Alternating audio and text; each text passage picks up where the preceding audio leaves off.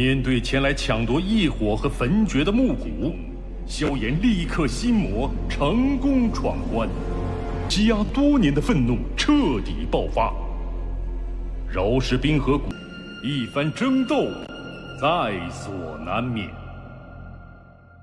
Thời gian qua đi, không lâu sau, Tử Nghiên cùng Tiêu Viêm bây giờ đã xuất hiện ở bên trong kho dược liệu của Hùng Chiến.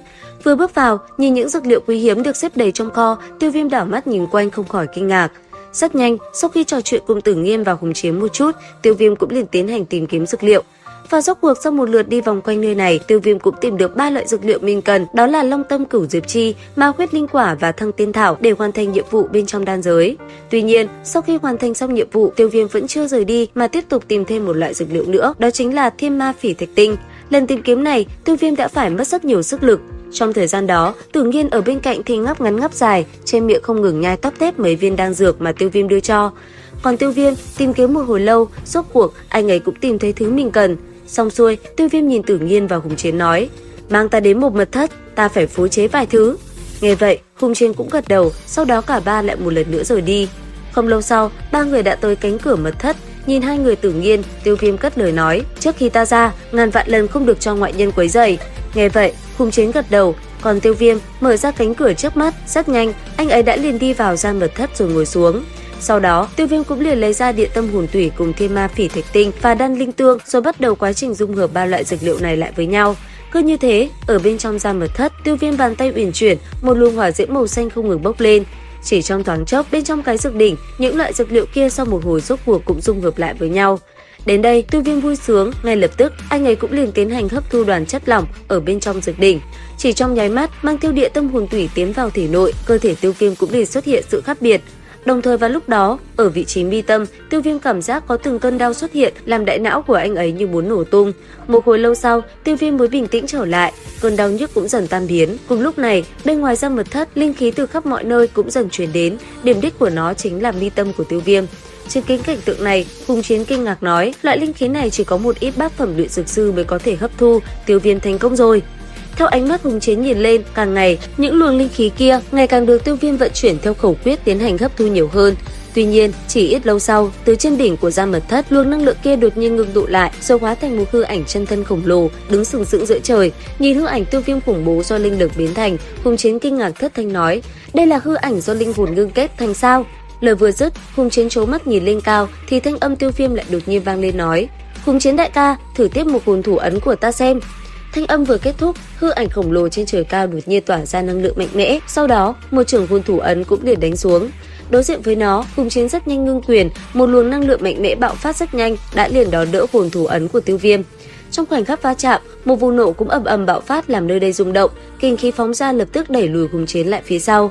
Tới đây, Hùng Chiến kinh ngạc lắp bắp nói: Đây chính là linh hồn công kích sao?" Dứt lời, Hùng Chiến ngước mắt nhìn lên thì thấy Tiêu Viêm đã từ trên trời cao từ từ đáp xuống, thanh âm vang lên nói: "Hùng Chiến đại ca, không sao chứ?" Xem ra, đây chính là những thay đổi sau khi tiến vào bát phẩm luyện dược sư rồi, Tiêu Viêm huynh đệ, chiêu này quả như không tệ. Nghe vậy, Tiêu Viêm gật đầu nhẹ rồi nhìn hai người Tử Nghiên nói: "Nhiệm vụ của ta đã hoàn thành, chỉ cần rời khỏi đan giới là được, các ngươi thì sao?" "Ta sẽ đi cùng ngươi đến cửa ra, đến đó ta tự có cách để ra ngoài. Mấy thứ này ngươi cầm lấy đi, nhớ là không được chiến một mình đấy." Dứt lời, Tử Nghiên liền đưa một cái nạp giới cho Tiêu Viêm. Cầm lấy nó, Tiêu Viêm nhìn thấy bên trong toàn bộ đều là dược liệu trong kho của Hùng Chiến. Nhìn thấy cảnh tượng này, Hùng Chiến vẻ mặt liền toát lên vẻ đau khổ. Thấy thế, Tử Nghiên hừ một cái nói: "Một chút dược liệu mà tiếc cái gì, có muốn đi cùng ta không?" Nghe vậy, nét mặt Hùng Chiến lại có chút nịnh nọt tươi cười nhìn bà cô trẻ. Cuối cùng, sau một hồi trò chuyện, cả ba liền leo lên lưng huyền điểu thú, hướng về phía cửa ra. Cứ thế, đứng trên lưng huyền điểu thú, cả ba nhanh chóng đi về phía trước. Không lâu sau, họ rốt cuộc cũng tới được cửa ra.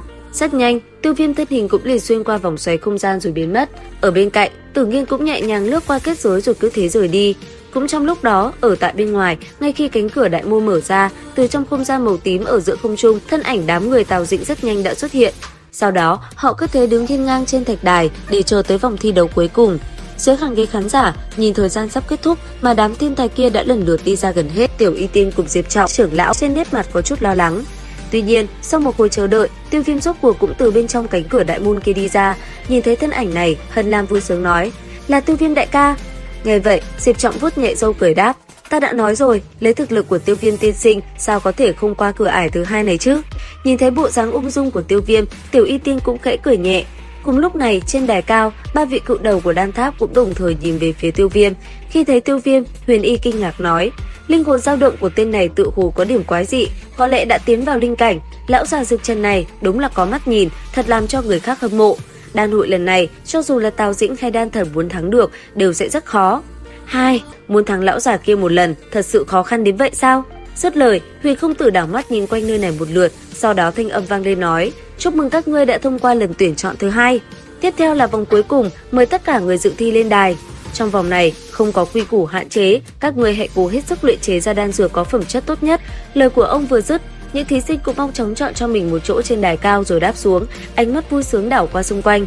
Ở phía xa, khi đã đứng vững trên thạch đài, Tiêu Viêm đảo mắt nhìn quanh một lượt, khi nhìn thấy Tào Dĩnh, nữ nhân kia cũng khẽ đáp lại, tựa như một lời cảm ơn nhẹ nhàng. Tuy nhiên, ánh mắt Tiêu Viêm tựa hồ lại chỉ chú ý tới bóng đen phía xa kia, đó chính là nơi mộ cốt lão nhân đang đứng. Thấy hắn, Tiêu Viêm lẩm bẩm nói, tên này quả nhiên đã ẩn giấu khí tức. Tuy nhiên, đúng vào lúc này, thanh âm Huyền Không Tử lại vang vọng quát, thời điểm đã đến, chư vị mời xuất đỉnh luyện đan. Lời của ông vừa dứt, trên quảng trường rất đông luyện dược sư chỉ trong nháy mắt đã bỏ lô đỉnh của mình ra. Nhìn qua một lượt, mọi người không khỏi kinh ngạc khi thấy những lô đỉnh cực kỳ hiếm gặp trong đời lần lượt xuất hiện. Xong xuôi, khi lô đỉnh xuất hiện, trên tay từng người, hỏa diễm cũng liền xuất ra rồi bắn vào bên trong lô đỉnh, khiến uy áp mãnh liệt cũng liền tỏa ra. Chỉ trong nháy mắt, khi hỏa diễm bạo phát, đám người Tào Dĩnh đã lập tức trở thành tâm điểm của sự chú ý của mọi người. Tuy nhiên, đến lượt mộ cốt lão nhân, khi lão ta xuất ra hải tâm diễm, ánh mắt của mọi người lại thập phần kinh ngạc.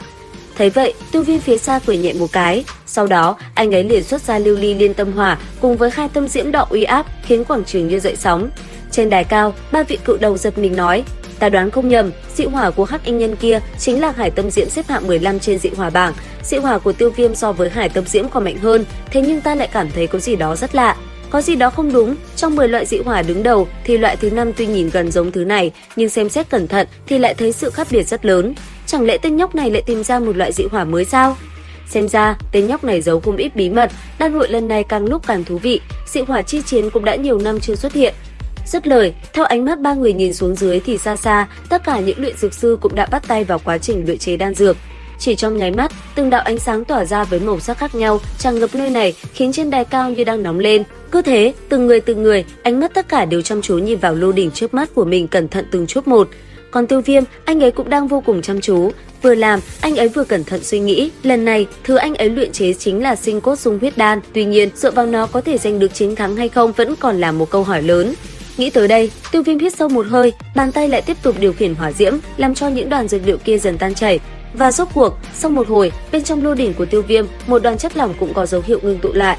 Còn ở gần đó, trong thời gian Tiêu Viêm còn đang luyện đan thì đã có không ít người phải chịu thất bại, từng vụ nổ cũng liền bạo phát. Tuy nhiên, theo thời gian qua đi, rốt cuộc cũng có những vị luyện dược sư thành công, đan lôi cũng liền xuất hiện rồi phóng thẳng lên trời cao.